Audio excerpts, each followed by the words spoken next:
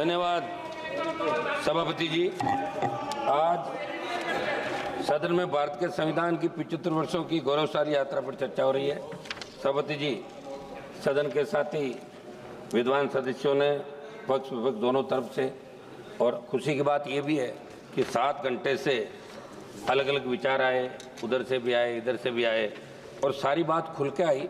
निश्चित रूप से वर्ल्ड के अंदर हिंदुस्तान सबसे बड़ा लोकतांत्रिक देश है और दूसरे देश हिंदुस्तान को फॉलो करते हैं। प्रत्येक धर्मनिरपेक्ष देश में या प्रत्येक धर्म को मानने की एक हर व्यक्ति की आज़ादी है, और जो संविधान ने हमें ताकत दी है, शायद वर्ल्ड के किसी देश में इतना ताकतवर संविधान कहीं का नहीं होगा कि लोकतांत्रिक मूल्यों की जो रखवाली हिंदुस्तान के अंदर होती है वो वर्ल्ड के किसी अन्य देशों में नहीं होती। उदाहरण के तौर पर हिंदुस्तान को लिया जाता है, वर्ल्ड का सबसे बड़ा देश भी।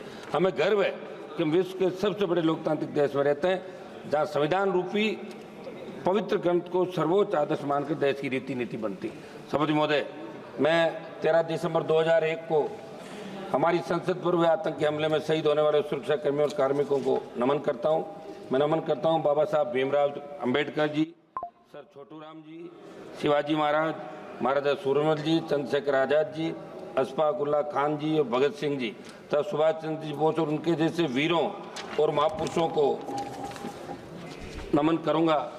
भगवान बिरसा मुंडा जी, सरदार उधम सिंह जी को और जलियांवाला बाग में शहादत देने वाले वीरों और राजस्थान के मानगढ़ में शहादत देने वाले मेरे वीर आदिवासियों को। महोदय, जिनकी वजह से देश आज़ाद हुआ, जिनकी वजह से आज़ाद भारत में संविधान अंगीकृत, उनका मान सम्मान करना हमारा परम कर्तव्य है। बाबा साहब अम्बेडकर जी ने कहा था कि संविधान मात्र कानूनी दस्तावेज नहीं है, ये हमारे जीवन का सारथी है और सामयिक आवश्यकताओं के अनुरूप है।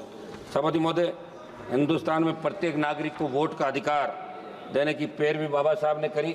उस समय जब संविधान प्रारूप समिति के सामने मामला आया, जब अंग्रेजों के जाने के बाद, तभी बात चली थी कि वोट का अधिकार पढ़े लिखे लोगों को मिले या जमींदारों को मिले या दूसरों को मिले, उस जाति के लोगों को मिले। तब बाबा साहब ने इस बात को कहा, व्यापारी को मिले, तब कहा कि वोट का अधिकार प्रत्येक व्यक्ति को मिलना चाहिए जो हिंदुस्तान के अंदर पैदा हुआ और जिसने इस गुलामी के जंजीरों के अंदर जकड़न, चाहे अंग्रेजों का राज था, उससे पहले जो जितने भी काल आए जहाँ हिंदुस्तान का नागरिक गुलामी के अंदर सांसें ले रहा था, लेकिन प्रत्येक व्यक्ति को वोट का अधिकार मिले। बाबा साहब ने वोट का अधिकार प्रत्येक व्यक्ति को दिलाया, जिसकी बदौलत आज हम और आप सब इस पार्लियामेंट के अंदर बैठे हैं। मैं बाबा साहब ने कहा कि सदियों से गुलामी की जंजीरों में जकड़े प्रत्येक व्यक्ति को वोट का अधिकार मिले तो अपने मनमाफिक सरकार का वो चुनाव कर सके। सभापति महोदय, संसद हमले की बरसी मनाई जा रही है। 13 दिसंबर 2001 को जो संसद पे आतंकी हमला हुआ, सबसे पहली शहादत राजस्थान के बेटे जगदीश यादव, जेपी यादव ने दी। राजस्थान में सीकर से अलग होकर बने नीम का थाना के रहने वाले जेपी यादव आतंकियों से शेर की तरह लड़कर वीर गति को प्राप्त हुए। सभापति महोदय, 26 नवंबर 1949 को हम भारत के लोगों ने स्वतंत्र भारत के संविधान को अंगीकृत, अधिनियमित और आत्मसमर्पित करने का संकल्प लिया था। संविधान की इस गौरवमय यात्रा को आगे बढ़ते बढ़ते जब हम देखते हैं तो नजर आता है कि देश के किसी न किसी कोने के अंदर हमारे दलित भाई, पिछड़ा भाई, हमारा आदिवासी भाई समानता के अधिकार को हासिल करने को जूझ रहा है।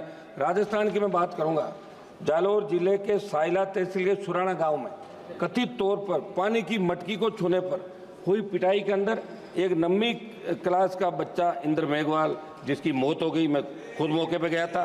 पाली के सरकारी हॉस्पिटल में कोविड हेल्थ सहायक जितेंद्र मेघवाल की हत्या इसलिए कर दी कि आप मूछ नहीं रख सकते, मुंह तक अधिकार। एक मिनट साहब, बात तो करने दें, ऐसे क्या कर रहे हैं आप? केवल इस बात के लिए कर दी क्योंकि वो मूछ सकता था। हाल ही में बालोतरा में किस्ताराम मेघवाल की हत्या कुछ लोगों ने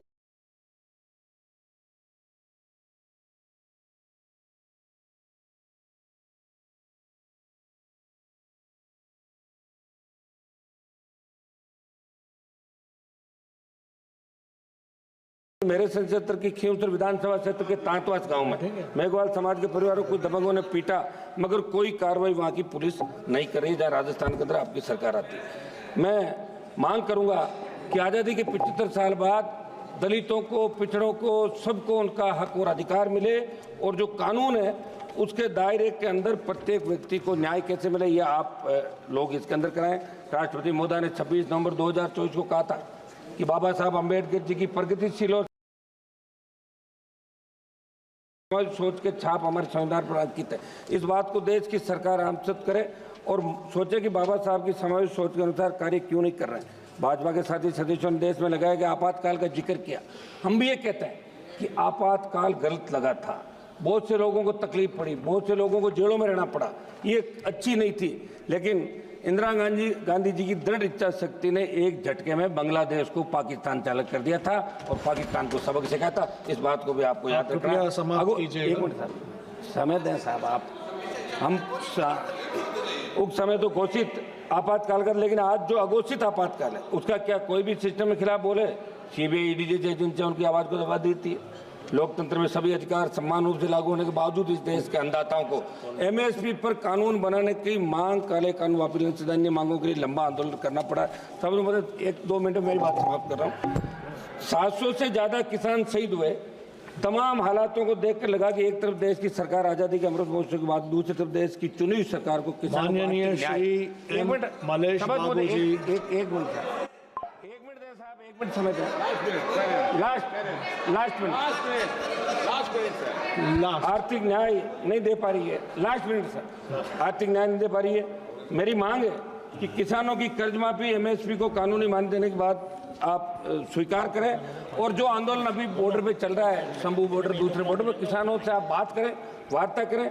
संविधान में सहमति और एमएसपी दोनों को एक समान मूल्य के रूप में देखा गया, लेकिन आज क्या हालात? कोई भी सांसद, कोई नेता, कोई भी व्यक्ति सरकार के निर्णय से असहमति व्यक्त करता है तो उसे दुश्मन की नज़र से देखा जाता है। ये ठीक नहीं है। सभापति जी, मैं अंतिम कंक्लूड कर रहा हूँ। एक मिनट मेरा समय सर। मणिपुर देश का राज्य है। हमारे भाई साथियों ने मणिपुर का हालात विस्तार से बात की। पूछना चाहूँगा कि संविधान कानून बावजूद मणिपुर में हालात में कब सुधार होगा?